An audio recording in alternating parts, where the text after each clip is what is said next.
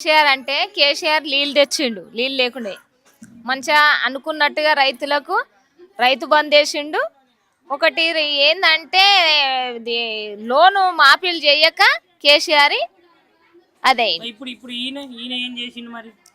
ఈయన ఆడల పేరు మీద చేసిండు, మగోళ్ళ పేరు మీద వించిండు. అవి ఆడల పేరు మీద తక్కువ ఇస్తారు ఏడిపోయినా లోను, మగోళ్ళకి ఎక్కువ ఇస్తారు. మగోళ్ళ ఆడ పెట్టిండు, ఆడోళ్ళకి చేసిండు. బస్ ఫ్రీ చేసిండు. ఒడ్ల కాడికి పోతే అవి పోతలేవు, మసాలా కాడికి పోతే ఇద్దరు లైన్ కట్టాలి. ఇంటికి వచ్చే వరకల్లా పని ఏడిది గడ పోతుంది. ఊరేకైతే లైన్ కట్టినా దొరుకుతలేదు, దుక్కి సంచి 2000. ఈగేం చేస్తారు రైతులు, ఏం బాగుపడతారు? ఈడికి వస్తే కూరగాయల ధరలు లేవు.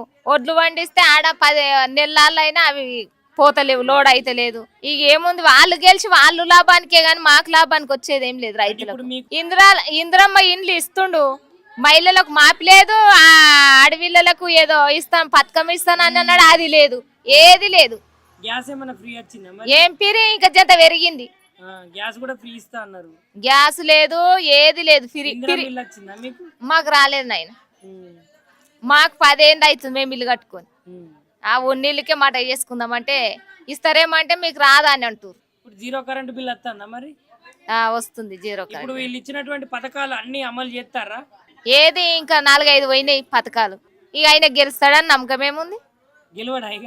గెలవడు ఇక, వేస్ట్. రైతులను ఇంత ఇబ్బంది పెడితే గెలవడు. రైతులకు సౌకర్యంగా ఉంటేనే గెలుస్తాడు ఎప్పుడు గాని, ఎవరు గాని.